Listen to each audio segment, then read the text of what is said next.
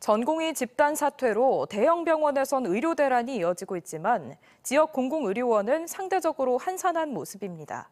코로나 사태 등 의료 위기 때마다 소방수로 동원되지만 의료 서비스의 질을 높이기 위한 지원책은 없다 보니 환자들의 외면을 받고 있는 겁니다. 조형준 기자입니다.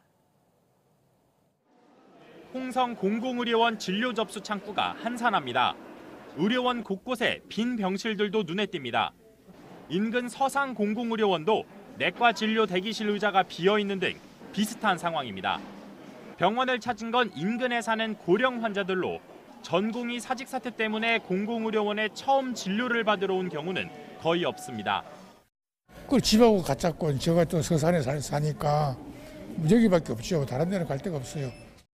상대적으로 의료진 수나 의료 장비가 부족한 공공병원 대신 대형 병원을 선호하기 때문으로 분석됩니다.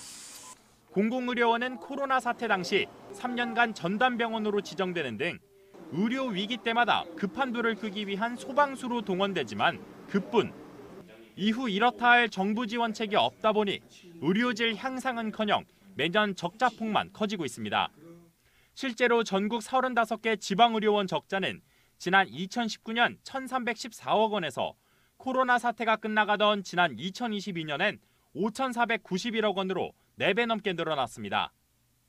공공의료 자체는 원래 적자래도 이 병원의 어떻게 보면 사명이잖아요. 진행해 나가야 되는데도 불구하고 도움이 없으면은 어렵지 않을까 하는 생각이 듭니다. 정부의 무관심 속 환자들의 외면을 받으며 공공의료원의 병상 이용률도 최근 3년 사이 절반 넘게 떨어졌습니다. 메말라가고 있는 지역의료, 필수의료를 살릴 수 있는 단기적이고 급성기적인 그런 정책 전환이 필요하다고 보여집니다.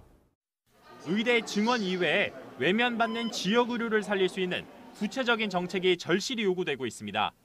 TJB 조형준입니다.